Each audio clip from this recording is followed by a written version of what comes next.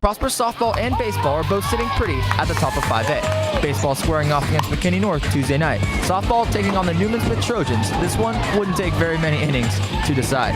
Prosper Lady Eagles soccer was busy Tuesday night as well, taking on Wiley East in the second round of the playoffs. How would Prosper sports unfold this week?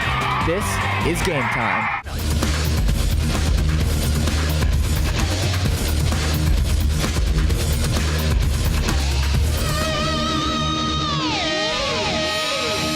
Welcome back to Game Time. I'm Brandon Bonaparte, joined by Braden Brandvold, Seth Golden, and Chris Wafer. Brandon, it is a great week.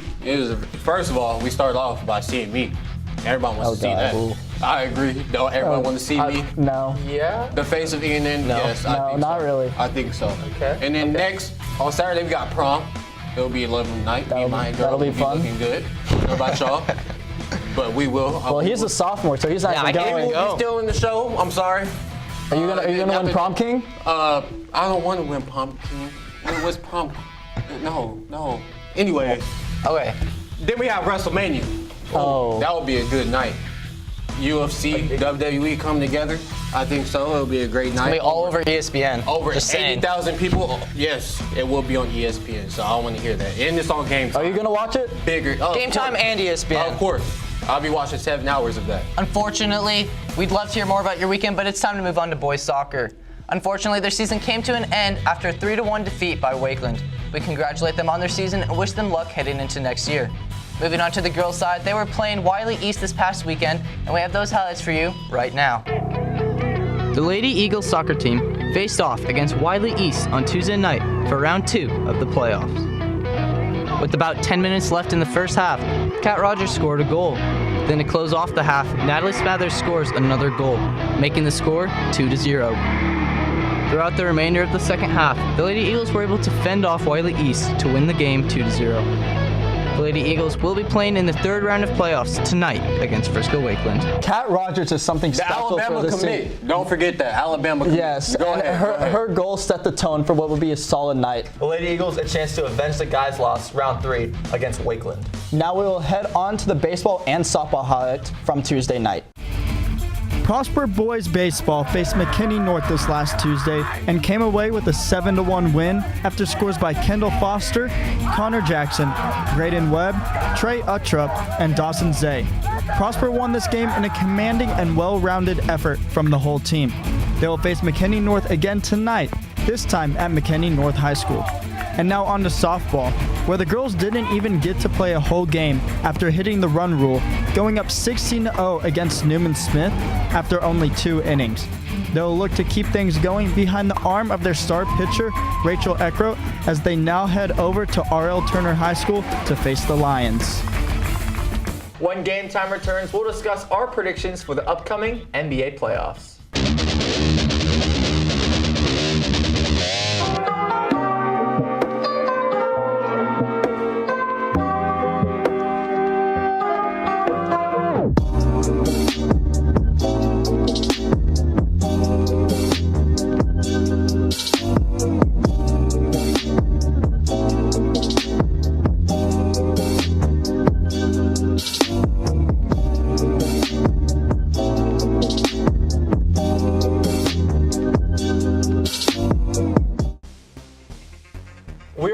A month away from the NBA playoffs. While teams such as the Rockets and the 76ers have been impressive down the stretch, there still lies one real question. Are we going to see the Warriors and the Cavs in the finals yet again? Absolutely not. And heed the warning, Chris. If you say anything talking down on the Cavs a little too much, I think Zach might come off camera for to slap you on air. I don't care what Zach has to do. The Cavs are horrible. Yeah, Cavs are finals. Russell Westbrook is the best player in the NBA. Let me explain. That is incorrect. Triple-double season last year, and he's doing it again. He said, people were saying, oh, it's only because he ain't have nobody on his team. He has Paul George and Carmelo, and he always has a triple-double again. He probably won't average a triple-double on this year, but the fact that it's close makes you realize. They can't. No. You think Melo's okay for this team? Are they going to be going against the Warriors Excuse me. And can they beat the Warriors? The Thunder are packed. They don't have Stephen Curry. The Warriors are nothing without Stephen Curry. If he gets healthy, he's supposed to be back by the start of the playoffs. That doesn't matter. Just in time. If does not matter. if the Warriors are healthy, chemistry they're will in the be off. finals. If the Warriors are OKC healthy, they're in the versus Rockets finals. in the conference finals. No. I call it right now. OKC's not even It is making it that Celtics and far. Warriors in the finals.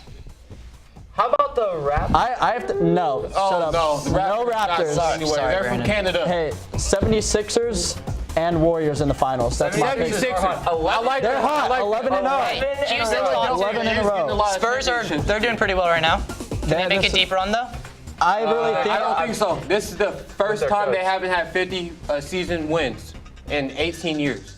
That's scary. Yes, that is. I don't see them going that We'll have to deep. find out come June. But right now, when we come back, McKinley Bounds has your player of the week. If you are bringing a date to prom that is not a PHS student, you must complete the form and include a copy of your date's ID or driver's license. These are due in Ms. Mueller's office tomorrow. Science National Honor Society spring applications are now available on Ms. Robinson's teacher webpage. They are due on April 17th. The Spanish Club will have a meeting this Thursday during Eagle Time in room 1118.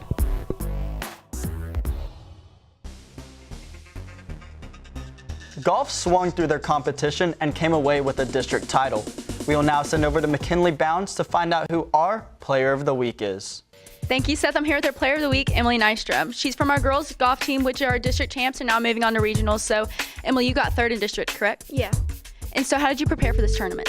We did a lot of practice rounds, and we also practiced after school.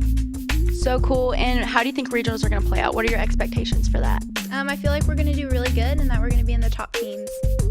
Okay, and you're just a sophomore, so what are you looking forward to in your junior and senior year? I'm looking forward to making new relationships with the girls and also having more victories. So cool. Well, thanks so much for being on the show. Back to you guys at the desk. Thanks, McKinley. Now we will be sending it over to Kelly Trin, who looked into the dangers of concussions. So I started getting some headaches, and I thought maybe it was just obviously because I got hit, but I didn't really think anything of it. And then I started getting really dizzy, and they didn't go away for a few days. So I went to the trainer and told me I probably had a concussion. Concussions, brain injuries caused by blows to the head, can become fatal or cause permanent damage if left untreated. So I was actually watching volleyball. I wasn't playing, but I thought I heard my name called, so I turned and there was a volleyball that had flown from the other court, and it just hit me in the face. So the first thing we would do is we remove them completely from activity. So if it were to happen during a game, we would take them off the field, evaluate them, determine if it's something that they can return to play or not. If we decide that they have enough symptoms that we suspect a concussion, then we go ahead and remove them from play, and we will let their parents know.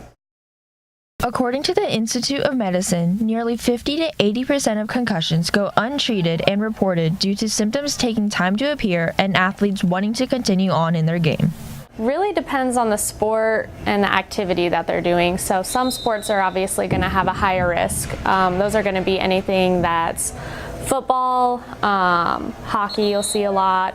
I was playing football and I was running, and this dude was bigger than me, but I thought I was cool, so I tried to hit him, but he hit me with more force, so it kind of like hit me in the head, and I kind of like blanked out for a second, and then my head started pounding, and I forgot like kind of where I was and stuff like that.